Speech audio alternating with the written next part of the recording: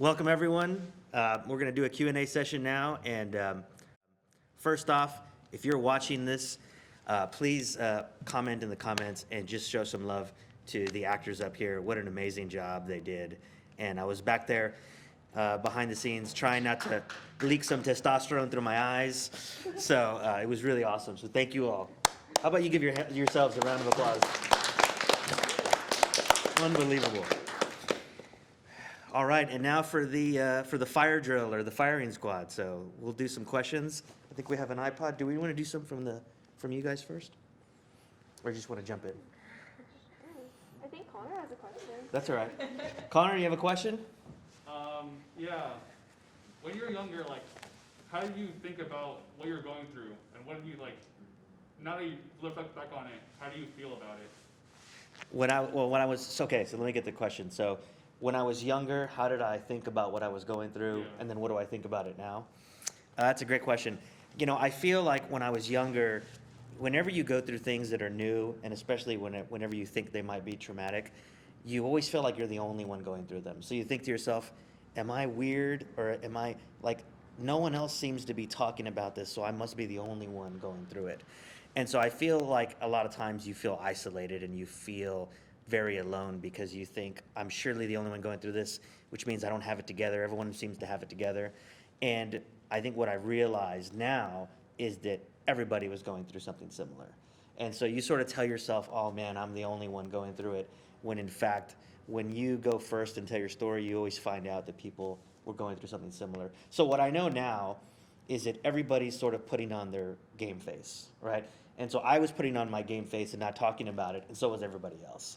And I think that's one of the reasons I wrote the book. Was what I have found is that if you can go first, you know, if you're in a friend group and someone goes first and says, you know, hey, I'm really struggling with this, everyone will more than likely open up and say, actually, I'm going through that too. But most people don't want to go first because it's so much risk and you're so vulnerable, right, to take the first step, which is why it's a pretty hard hurdle for do it. And that was the main reason I wanted to write the book. Was I was like, well, I'm not there anymore, so it doesn't matter. And, you know, someone's going to write one bad Amazon review. Who cares? You know, I might as well go first to try to help someone. But that's a great question. Does that answer your question? Yeah. Thank you. Yeah, awesome. Yeah. Would you like a question from the audience? Yeah, so we're going to get a question from the audience.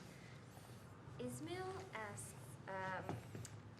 did you go to E.T. Ren? Did I go to E.T. Ren? So I think that's a school, E.T. Ren. I did not go to E.T. Ren.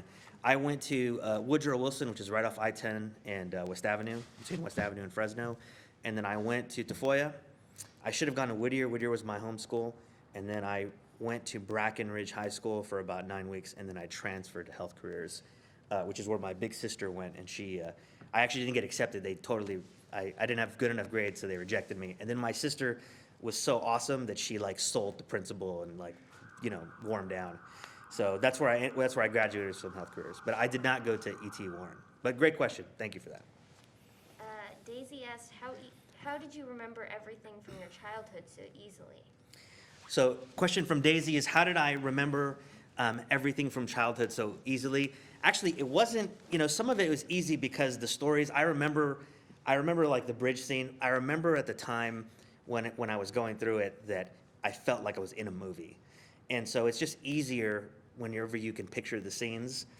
And I think one of the things that helps me is I come from a family of storytellers.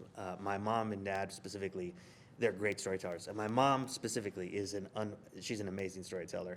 So I feel like we always tell things in stories, and I think it's just how human beings operate.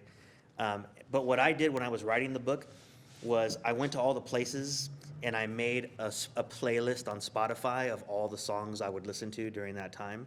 And so when I was writing, I would play the songs, and I feel like the memories would just sort of come back while I was writing. And as I was telling the story, if I had something that I couldn't quite remember, I would go look it up, or I'd go drive back to the place, and it would sort of help me come up with, or not come up with, it would help me remember what was going on. And there are parts where it's like, if I don't remember it, then I would just leave it out because I always want to tell the most true story that I can. Or I would go back and I would ask someone in my family, hey, do you remember that time or whatever? And their recollection of the story would help me recall my version of it. But I don't remember all of it, and it's so weird because I'm just one of those people that associates with music a lot. So whenever I can hear a song, especially from those years, which I won't say the years of those songs because I'll feel really old, but I remember when I would hear those songs, I feel like it would just start coming back to me. But that's just something my that I learned in my family is storytelling. So, but that's a great question, Daisy. We have another question from Maya. How do you personally overcome anxiety? So the question from Maya is, how do you personally overcome anxiety? And I think that, so great question, first off. I think that like everything in life, you don't ever put a period at the end of it. You have tools to help you for the rest of your life. And so if you ever talk to someone who goes to like Alcoholics Anonymous, right? They can stop drinking, but they'll never tell you, they'll always tell you that the desire to drink is always there, but they have all these tools that they get, right, in AA to keep from falling back. And I think that anxiety is something very, very similar. And so for me personally, there are things and there are tools that I have to fight anxiety. And the first one is what you all did so well on the stage is I have to ask myself, what is the story that I've told myself? And when it comes to my anxiety, what I've realized is that I can be a dramatic storyteller. So I'll tell myself, actually, I'll give you a real life example.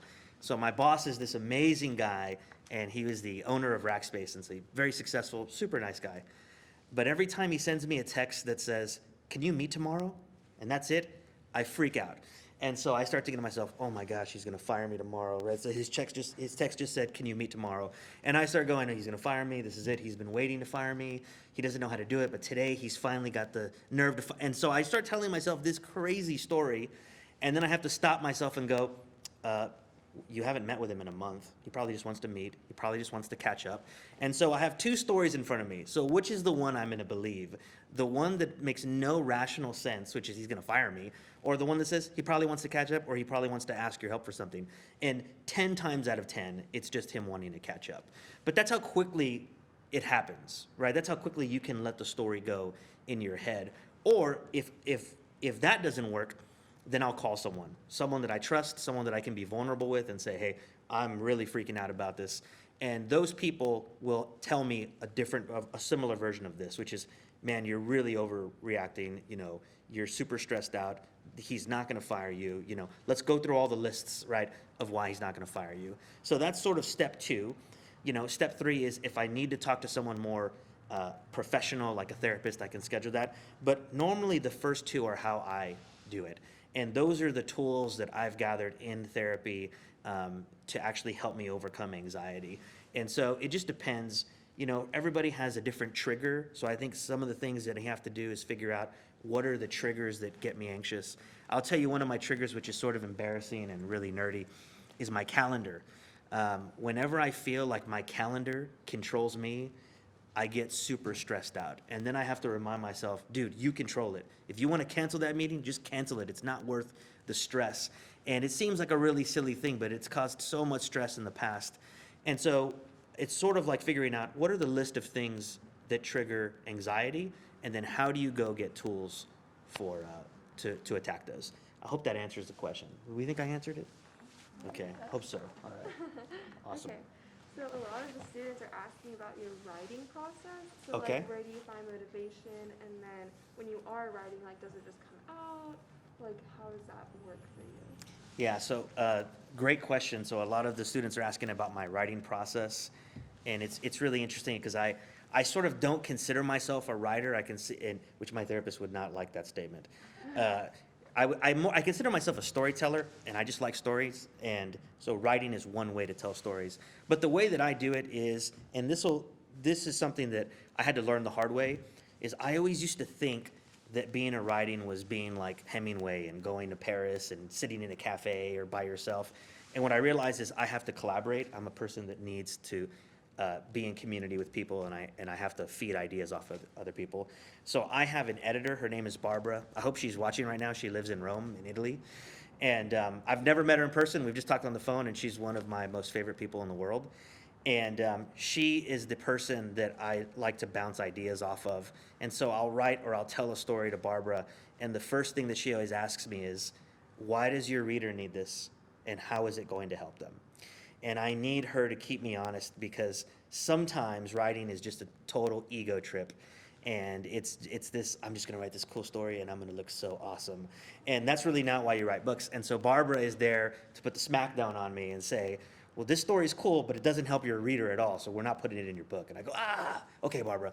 And so I think that my writing process is that once I decide on a topic, right? So when I decided I wanted to do Tafolla, I always knew I wanted to do the book.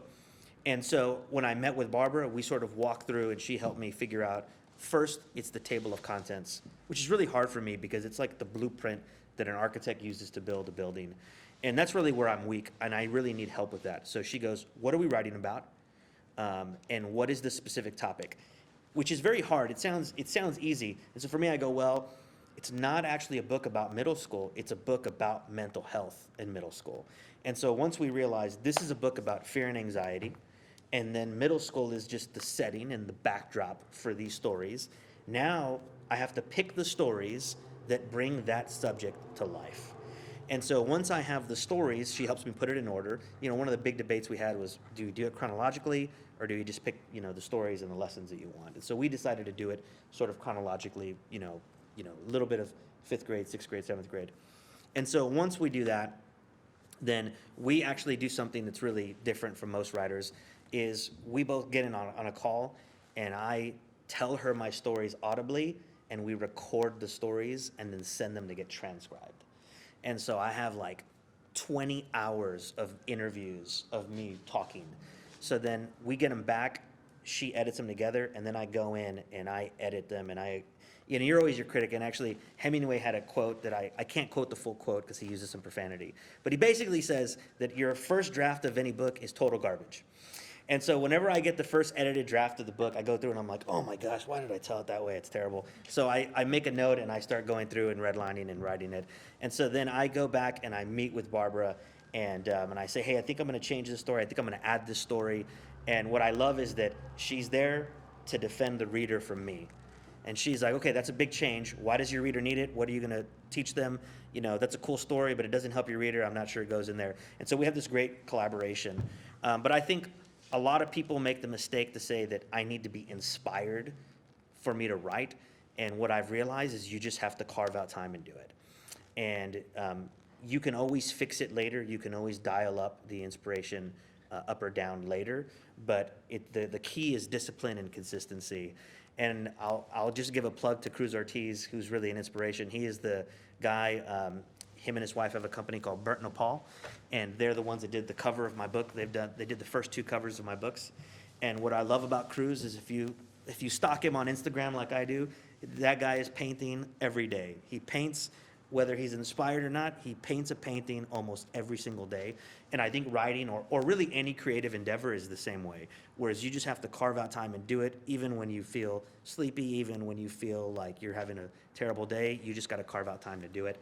But I would say to the question, go find yourself a collaborator. Find yourself someone who you can be intellectually honest with, who can tell you when your ideas are bad, but they're not going to try to assassinate your self-esteem and do it. And I think that collaboration is what makes, for me, a better book and a better product. Yeah, that's my long-winded answer to that question. Yeah. The next question we have is from Mrs. Prince. Mrs. Prince, okay. She asked, looking back, do you think there is anything your parents could have done to make transition to school go better?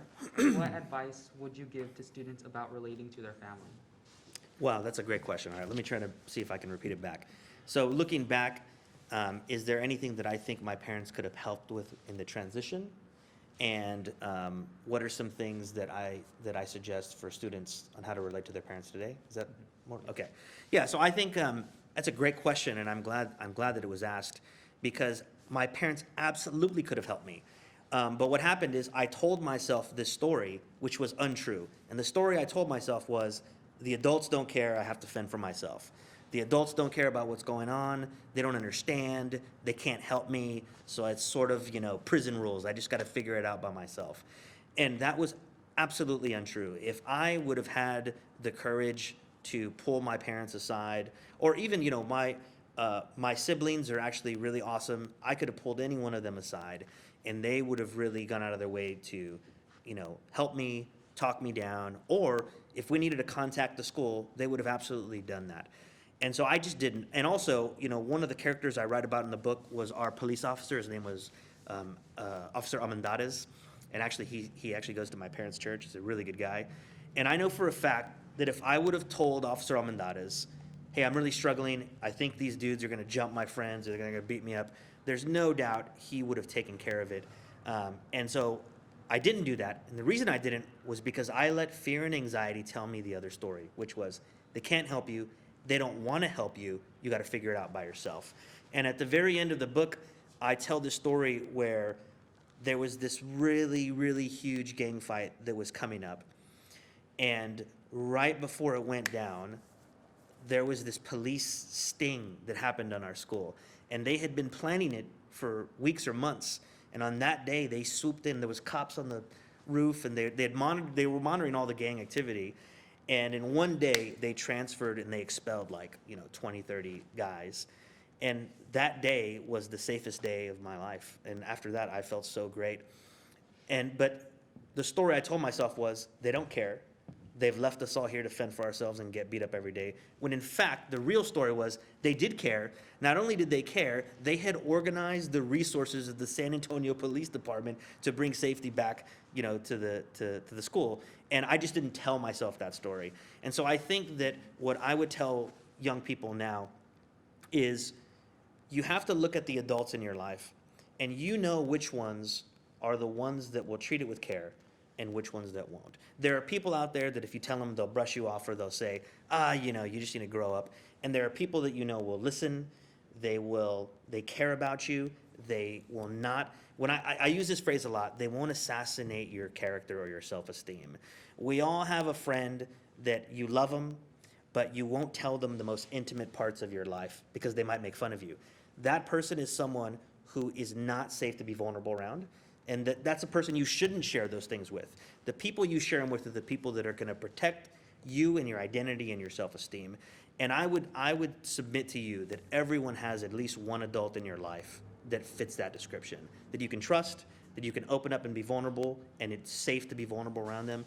And I would say that those are the people you need to pull aside and tell them what's going on. And even if it's not the whole story, you can test them with just one little thing and see how they react. But I think that it's crucial for us to learn the skills to open up and be vulnerable in safe environments with safe people, because that is the only way that you're going to get through the human experience, in my opinion.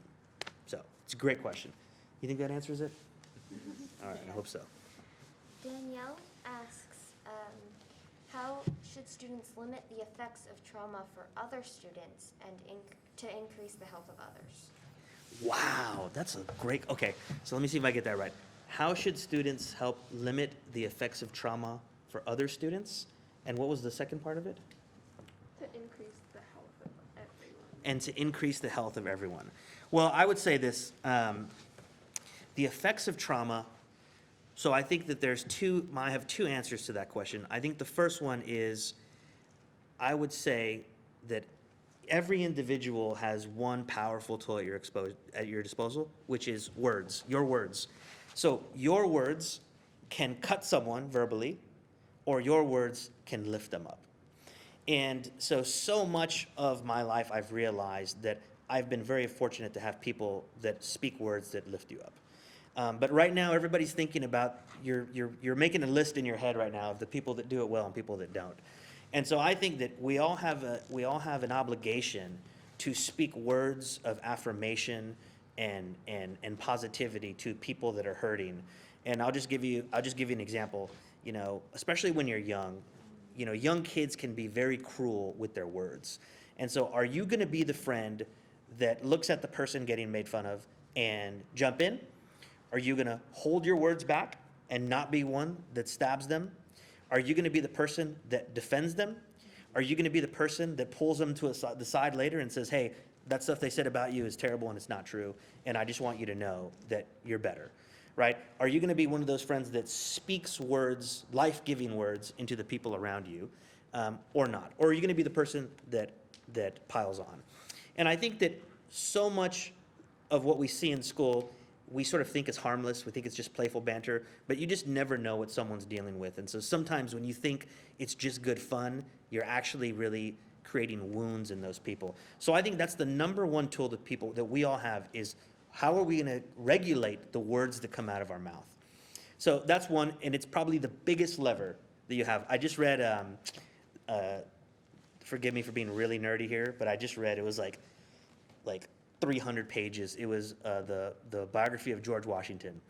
And I don't remember anything on 300 pages except one thing. George Washington if he was here, he would say, don't talk if you can help it, right? That was his number one advice is, talk as little as possible and you'll get in, you won't get in a lot of trouble. So I would just say your words are just super powerful and we need to show them more respect. I think the second thing that I would say is if you know someone that has gone through trauma already, then you have to encourage them to not carry that burden by themselves.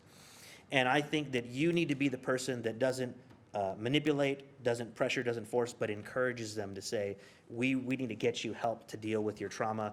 The worst thing that you can do is what I did in the book, which was I sat on it. I put it and I tried to cover it up. And what I realized is you can't cover it up. It will come out in some form. It's going to come out in an explosion of emotions. It's going to come out as an addiction, as an unhealthy habit, as explosive words. It's going to come out somehow. And so I think that, think about the people that we're in community with that we love. We have an obligation to encourage them to get help if we know they've experienced trauma. And sometimes that might be a couple years. You might just say, look, I'm going to love on you until you're ready to get help. And when you do, I will help you get that help. And when someone knows that there's someone that's their advocate on their side, it does take a little bit of that burden off. So that's what I would recommend for the people that are dealing with trauma and how to help not inflict more trauma on other people. This is a great question. I've seen this one a lot. Does therapy help? And how can kids get therapy without telling other people? Wow. Okay, so the question is, does therapy help? And how can kids get therapy, how can kids get there without Telling other people. without telling other people? Okay, so great question. I will tell you in my own personal journey that I have seen 3 therapists. The first 2 therapists that I saw, I did not think were very helpful. And I remember the first therapist I saw, it was almost like a movie, the cliche movie where the guy sat there. I feel like the room was as big as this auditorium, but it wasn't. But it felt that big. And I was in this huge leather sofa, and I think the guy said like maybe 5 words to me the entire time I went. And it was that cliche like, so what are you feeling right now? How does that make you feel? And I remember thinking to myself, oh, this is so unhelpful. And my brother once told me a long time ago, my brother he does MRIs. He's been in the medical field for like 30 years. And he said that this surgeon once told him, he said, Danny, doctors are like your plumbers and your electricians. If you don't like them, you fire them and get a new one. And so I remember my brother's voice was in my head, and I was like, you know what? I don't really like this therapist. So I fired him, and I got another therapist. And I went to that therapist for about a year, and it just turned out I didn't think it was very helpful. So I fired him. And then I got to a point where I went to counseling at my church. And a lot of people don't have this resource, a lot of people do. And it was my pastor who referred me to a woman who was also a pastor. Her name was Marion. And she said, every counselor needs a counselor, and I'm going to give you the name of my therapist. So I went to go see this guy. His name's Marnie, and he is just unbelievable. And so this is my long-winded answer to the question. Does therapy work? I think that therapy works best, or at least it does for me, when you find a therapist that gives you real tools and real things, exercises to do when they're not there, right? If you hired a coach to help you, or a personal trainer, or a dietitian to help you with your diet, they would say, look, when I'm not here, do these 3 things, and they're going to keep you on track. And it's the same thing with the therapist. My therapist says, hey, you need to stop with this negative self-talk. So when you say, I'm really bad at something, you need to insert these words. In the past, I have been bad at blah, blah, blah, but today I've decided that I'm going to do a new behavior. That was a tool my therapist gave me so that I would stop talking trash to myself. Because in my first session with him, he interrupted me like 20 times, and he said, you have a lot of negative self-talk. And I would invite you to re-say the thing you just said and take the negative self-talk out of it. And so I think that when you find a good therapist, it absolutely helps you. And the reason it helps you is it gives you tools to deploy their exercises and their methodologies when they're not with you. And to me, that's the best therapist. Now, the second part of this question is tricky because I don't know of a way, and I don't know if it's actually legal to not tell someone. So I don't know if there's an age discrepancy, but I will say this. If you want to see a therapist, you'll probably have to tell at least one person. If you're under 18, you'll probably have to tell one person who's over 18 that you want to do it. But I think what might be another part of that question is you don't have to tell everyone that you're going to therapy. I'm only speaking about my therapy so that other people are encouraged to do it, to say, hey, you know what? Lorenzo doesn't look like an axe murderer, and he goes to therapy. You know, maybe there's hope for me. And so you can keep it, like all things in your life, as private as you want to. But I think that you'll probably have to tell at least one person. And so I would just say who that person is, we need to choose with care. And we need to make sure that there's someone that will keep your confidence, that knows, how to be ethical, that is not going to go out and tell everyone that you're having a therapist, but can actually help you connect to a right one. And what I would say too is if you don't like your therapist and not helpful, do not be afraid to get a new one, because it's just not worth it. And when you find the right one, it's just amazing. And so much of the progress I've had is finally connecting with a good therapist. Yeah, good questions. Okay. So you've talked about how you lived in this unsafe place and went to school with these gang members. So our students are asking if you were ever friends with someone who you thought was your friend but ended up not really having the best intentions, and how you deal with making new friends. Wow, these questions are amazing. And just correct me if I'm wrong. So the question is, was I ever friends with someone who I realized sort of wasn't really my friend and didn't have my best interests in mind, and how did I approach that situation? And yeah, I think that you're gonna realize that there are different categories of friends. There's acquaintances, there's the people I know that know my name, but I don't really know them. And then there's this other special group. And in my first book, which is called The Cilantro Diaries, I have something in there called the Personal Board of Directors. And it's every corporation has a board of directors. It's 10 or 12 men and women that sort of govern the organization. And I think everybody needs that in their personal life. It doesn't have to be 10, it could be one person, it could be 3 people. But you have a group of people that love you unconditionally, they have your best interests in mind, they can push back on you and sort of fight you and know that they have your best interests and they're not going to hurt you, but they can tell you you're wrong. Everybody needs someone that you can tell, say, hey, I love you, but you're wrong. And so I think that your personal board of directors is sort of your go-to group of people. Along the way, you're going to see people that have behaviors that are not only bad for you, that they are actively dragging you into a bad place. And I think that the way to do that is you don't necessarily have to fire them. You don't have to confront them, but you do have to have a boundary, right? And so I think that this is something that we don't talk a lot these days, is what are the boundaries you have for friends that you're not so sure about, you're not sure you want to have a fire in them, but you go, man, I really don't want to do that. And so the question is, what are some healthy boundaries and boundaries that you can put in front of people? And so I'll just give you an example. I sort of had it easy because I lived in a very, very, very strict family. So if someone wanted me to go spray paint the wall, whatever, I'd say, hey, I'm not allowed, I can't go past this street or my parents will get really mad at me. So I already had boundaries imposed for me. But there are boundaries that you could give people, which is, hey, I don't participate in that. I don't do that kind of thing. If you want to go do it, hey, I don't judge, but I don't do those things. And so I think that when you have people in your life, friends that you don't think you want to be friends with anymore, you can just ghost them. That's one option too. You can tell them off, which I don't think is productive. But I think more importantly, when you start giving people boundaries, a lot of people don't like it and they will just opt out. And so then it's sort of easier for you because they don't want to hassle with you because you're putting up boundaries. I also think what's healthy about that is that when your other friends see you putting up boundaries, it is such great behavior for them to also model. And so it was, you know what? I remember the first friend I had who had healthy boundaries, and I remember thinking to myself, gosh, I wish I could do that. And I realized I could, so I started doing it in baby steps. And he's my best friend, his name's Dax.